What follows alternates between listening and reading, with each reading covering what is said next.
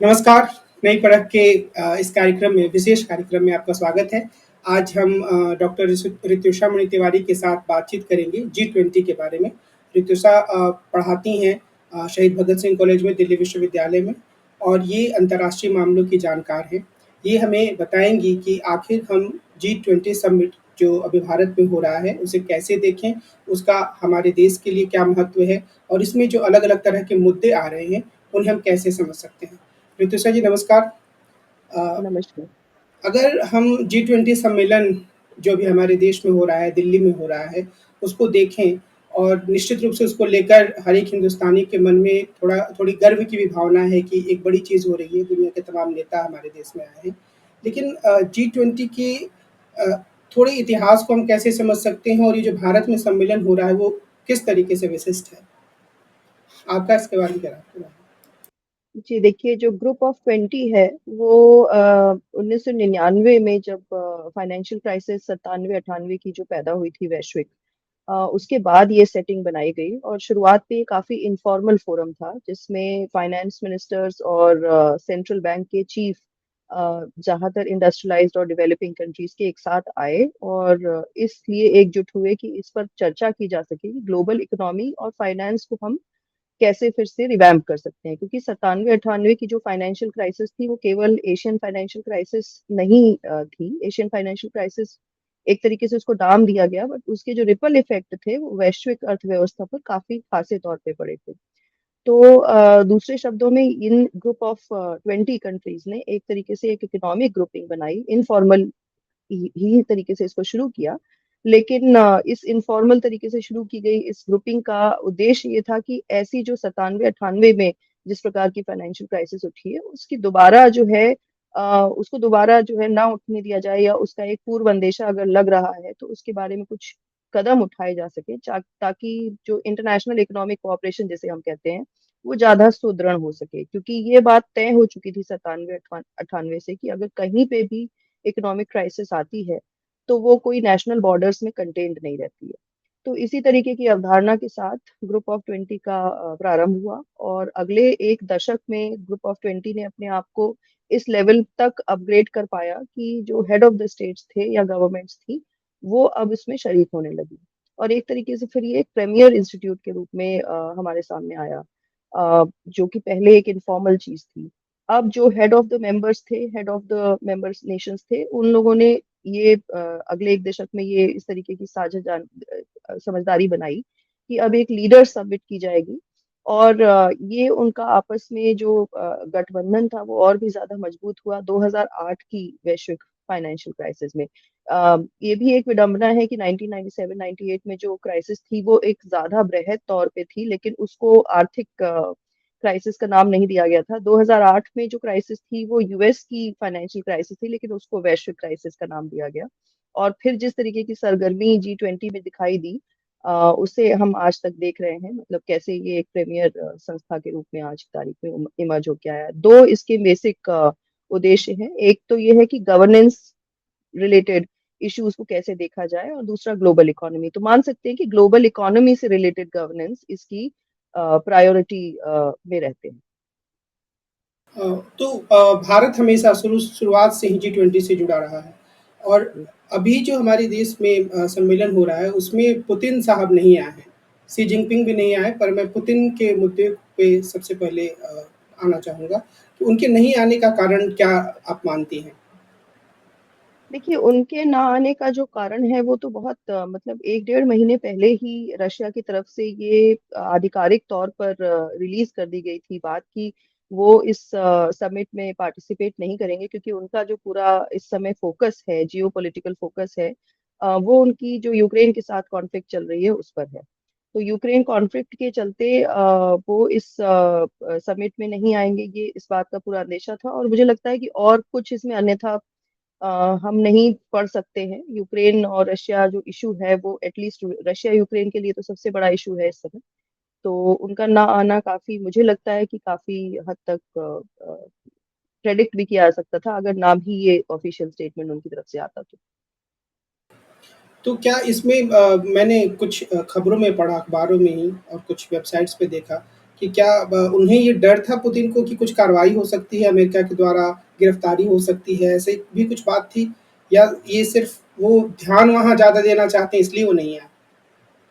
देखिए 2 चीज़ें हैं, अमेरिका और जो बेसिकली वेस्टर्न कंट्रीज़ का जो गुट है, जो यूक्रेन की तरफ से बात कर रहा है सारे इंटरनेशनल फोरम्स में। तो ये बात तो तय थी कि यहाँ पर रशिया यदि आता और मतलब पुतिन अगर आते, रशिया की तरफ से रिप्रेजेंटेटिव तो हैं, लेकिन यदि पुतिन आए होते तो फिर यहाँ पर जिस तरीके की बातचीत होती वो रशिया के फेवर में तो नहीं होती।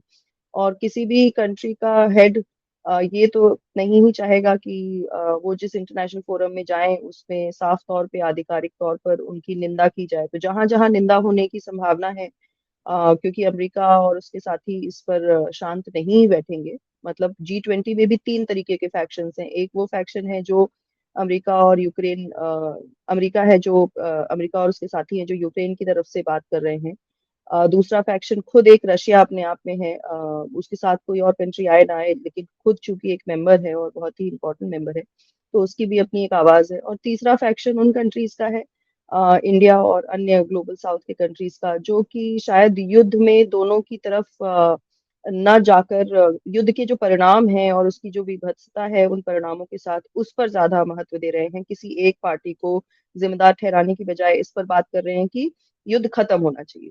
तो तीनों फैक्शन चूंकि वहां पर इस पर्टिकुलर फोरम में मौजूद हैं, तो और रशिया उसमें अकेला है, तो मुझे लगता है कि पुतिन के ना आने के सारे मिले जुले कारण हैं। मतलब अमेरिका की तरफ से कार्रवाई आधिकारिक तौर पर निंदा जो ऑफिशियल स्टेटमेंट की तरफ से सामने रिलीज हो, मतलब पीठ पीछे रिलीज हो रही है वो बात अलग है, लेकिन एकदम सामने अगर रिलीज हो रही है तो वो भी बात अलग होती है।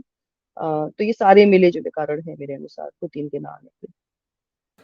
तो ये अभी जो डेवलपमेंट हो रहा है उसमें तो ऐसी बात सामने आ रही है कि एक डिक्लेरेशन जारी हो रहा है जिसमें कुछ हद तक यूक्रेन की स्थिति पर भी चिंता व्यक्त की गई है और हम्म। रूस उसका विरोध कर रहा था, फिर भी ऐसी चीज़ें हुई हैं।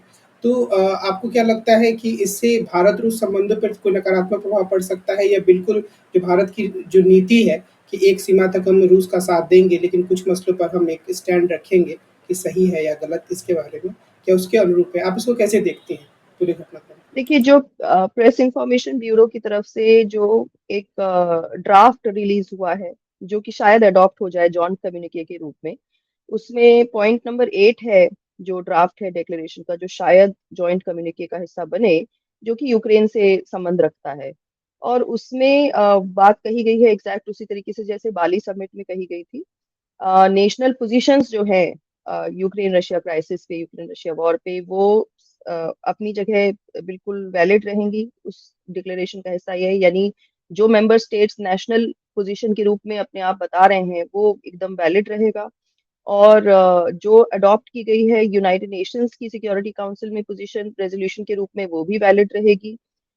इसके अलावा सारे स्टेट्स इस बात पर एकदम कंसेंसस रखते हैं कि जो प्रिंसिपल्स हैं यूएन चार्टर के, यानी युद्ध को रोकने के बारे में जो बात करते हैं वो एकदम सही हैं। तो यानी सारे कंट्रीज जिस बात पे अग्री कर रहे हैं वो ये है कि अब तक जो जो साइन किया जा चुका है यूनाइटेड नेशंस में भी और बाली समिट में जॉइंट कम्युनिके के रूप में भी और नेशनल पोजीशंस के रूप में भी, वो सब कुछ वैलिड है।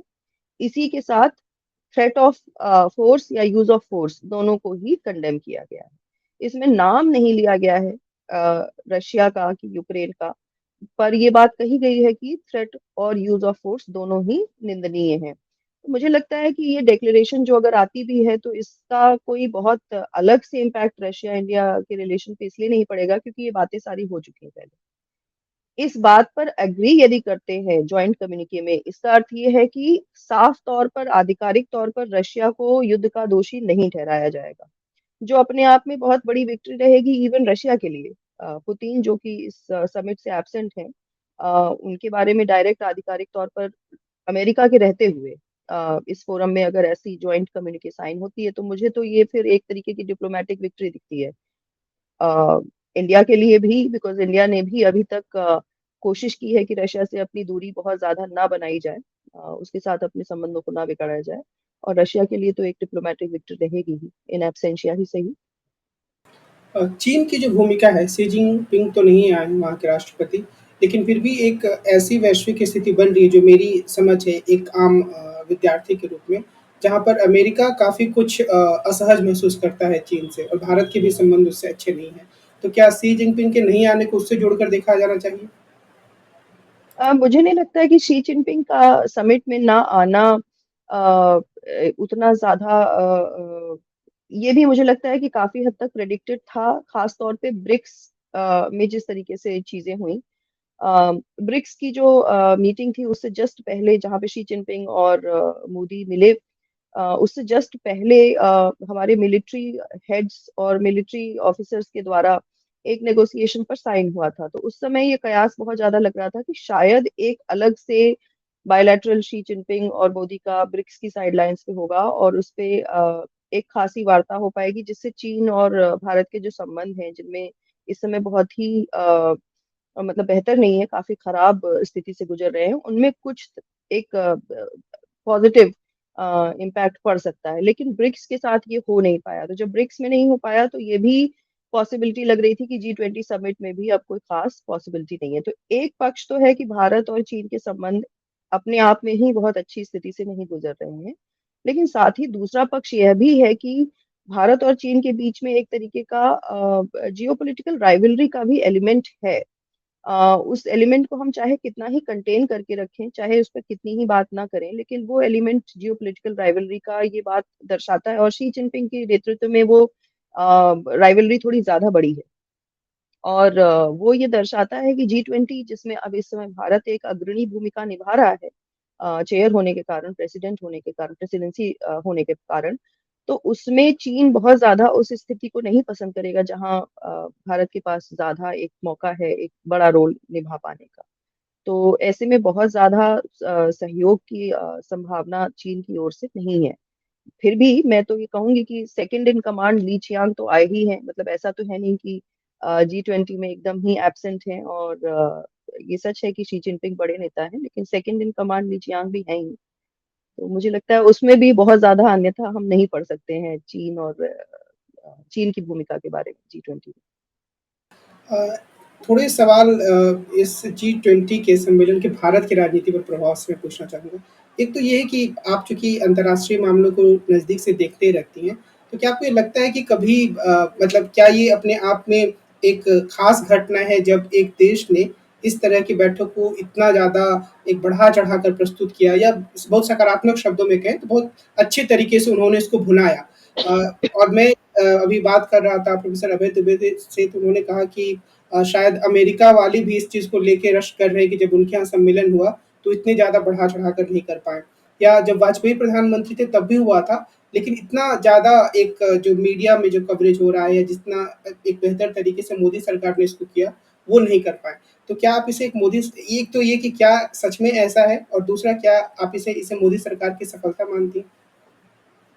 देखिए, मेरा मानना है कि थोड़ा इसको हिस्टोरिकली लेंगे तो बेटर रहेगा। जी20 की जो समिट है, पुराने टाइम में इंडिया का जो परफॉर्मेंस है, उसको आज की तारीख में हम इंडिया के परफॉर्मेंस से इसलिए नहीं एग्जैक्टली कंपेयर कर सकते क्योंकि अगले 20 साल में जो इंडिया का परफॉर्मेंस होगा, उसको भी हम आज से कंपेयर नहीं कर पाएंगे। अ, इंडिया जैसी जो इकोनॉमीज हैं, वो काफी हद तक ग्रोइंग इकोनॉमीज की श्रेणी में आ रही हैं, जिनमें ये क्लियर है कि अगले 20 साल में हम इससे भी काफी ज्यादा आगे जाएंगे। बहुत सारी चीज़ों में कमी रह जाएगी, लेकिन जो आपका वर्तमान स्तर है, उससे इंडियन इकोनॉमी काफ़ी बड़ी होगी अगले 20 साल में। तो 20 साल बाद की कोई गवर्नमेंट क्या करती है, उसको शायद हम आज से कंपेयर ना करें और वो ठीक भी नहीं रहेगा। आज की तारीख में जो जी20 को लेके सरगर्मी दिखाई जा रही है, जो आगे चल चढ़ के, बढ़ के और बात की जा रही है, मुझे लगता है कि वो ठीक है।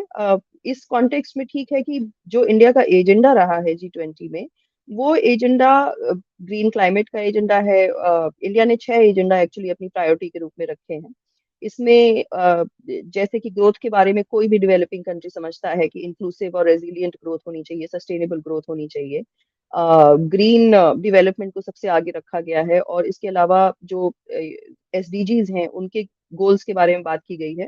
अ, किस तरीके से वैश्विक पूरी एक व्यवस्था को मल्टीलैटरल व्यवस्था में कन्वर्ट किया जाए, मल्टीपोलर व्यवस्था में कन्वर्ट किया जाए, उस पर बात की गई है और विमेन लेड डेवलपमेंट की भी बात की गई है।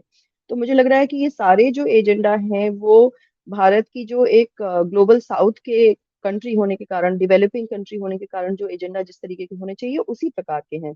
उसमें कोई नीति परक डिफरेंस नहीं है। इन एजेंडा को हम कितने अच्छे तरीके से प्रस्तुत कर पा रहे हैं, वो किसी भी सरकार का, जो भी सरकार हो, गवर्नमेंट ऑफ द डे हो, उसका ये कर्तव्य बनता है कि वो उस एजेंडा को जितना बेटर तरीके से समझा पाए, तो और जितना बेटर तरीके से सामने ला पाए, लेके आए। दूसरी चीज ये भी है कि अगर अमेरिका के साथ हम इसका कंपैरिजन करते हैं या अन्य जगहों की प्रेसिडेंसी के साथ करते हैं, तो देखिए पिछले साल जब बाली समिट थी, तो इंडोनेशिया ने भी इसको काफी बढ़ चढ़कर और काफी खुले दिल से, मुझे लगता है कि इस पूरी समिट का उन्होंने संचालन किया था। मुझे मौका मिला था इस समिट के इर्द गिर्द जितनी कॉन्फ्रेंसेस हुई थी उनमें से कुछ कॉन्फ्रेंस में शरीक होने का। तो मेरे लिए आई ओपनिंग भी था कि इंडोनेशिया की नेतृत्व में इस तरीके का फोरम कैसा दिखता है, और किस तरीके की वहाँ की आर्थिक विकास है, ये सारी चीजें क्लोजली ऑब्जर्व करने का भी मौका मिला था। मुझे लगता है डेवलपिंग कंट्रीज के पास जब इस तरीके की कोई नेतृत्व की चांस आता है, तो वो शायद और ज्यादा मेहनत करते हैं, क्योंकि वो चांस हिस्टोरिकली बहुत मेहनत से मिला है। तो मैं फॉरेन पॉलिसी को एकदम क्षणिक नहीं मानती हूँ, कंटिन्यूटी का हिस्सा है ये। मैं सिर्फ इसको केवल एक मोदी सरकार तक लिमिटेड नहीं रखना चाहूंगी। मैं चाहूंगी कि कैसे over the period of time, चाहे वो आई के गुजराल रहे हों, उनसे पहले अगर आप और उनसे पहले और भी पूर्व प्रधानमंत्री रहे हों, तो जिस तरीके से फॉरेन पॉलिसी को एक और नया पुश देने की कोशिश की गई नेहरूवियन ईयर्स के बाद, थर्ड वर्ल्ड इंटरनेशनलिज्म के बाद, मतलब एक पहले हमने एशिया में जगह बनाई, अफ्रीका में जगह बनाई, तीसरी दुनिया के सारे देशों के बीच में बनाई, और उसके बाद हमने अपने आप को कंसोलिडेट करना शुरू किया। आई के गुजराल का नाम मैंने बेसिकली नेबरहुड पॉलिसी के कॉन्टेक्स्ट में लिया था, कि कैसे फोकस की आवश्यकता है नियर बाय कंट्रीज के साथ भी अपने रिलेशंस को अच्छा बनाने में। और उसके बाद आप देखते हैं कि वो कंटिन्यू रहता है, लुक ईस्ट आता है, लुक वेस्ट भी आता है, और मोदी जी की भी जो दो सरकारें रही हैं उसमें भी इन नीतियों का कोई इनसे अलग नहीं हटा गया है, बल्कि इसमें और जितना ज्यादा इन्वेस्टमेंट दिया जा सकता है दिया जा रहा है। यदि G20 को एक सफल समिट के रूप में ये ना दर्शाते, तो इनका फेलियर होता। ऐसा मुझे ऐसा लगता है कि आप किसी अच्छी खासी चलती विदेश नीति को अबैंडन करके क्या चीज नया ला रहे हैं, अगर ऐसा कुछ कर रहे होते तो वो और ज्यादा चैलेंजिंग होता। ये मुझे लगता है कि सेफ स्ट्रेटजी है, और एजेंडा एकदम वैसे ही हैं जैसे कि होने चाहिए इस समय।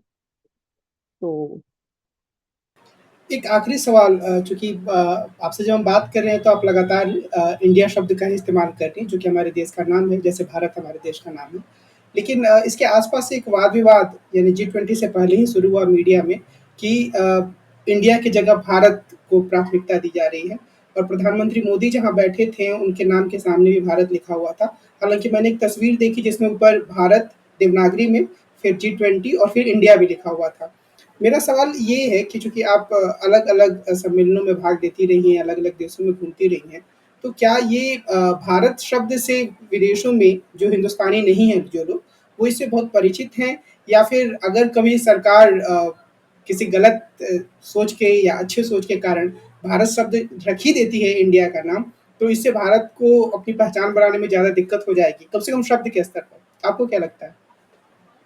देखिए, मेरा मानना ये है कि भारत शब्द सिनोनिमस रहा है इंडिया के साथ, लेकिन जहां तक आधिकारिक तौर पर ऑफिशियल फोरम्स की बात है, इंडिया नाम रहा है।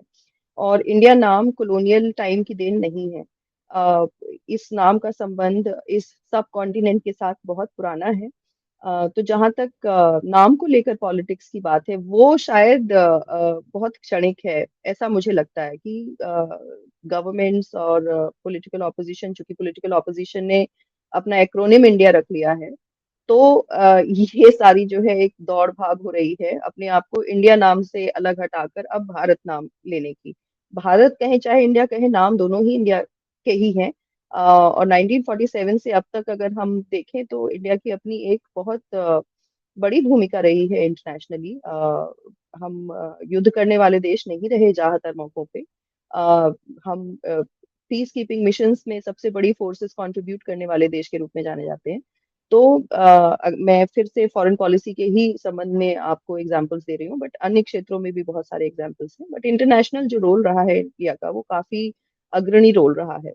तो ऐसे में आप नाम चेंज करते हैं, तो नाम चेंज करने के पीछे की जो पॉलिटिक्स है वो भी बाकी देश पढ़ेंगे।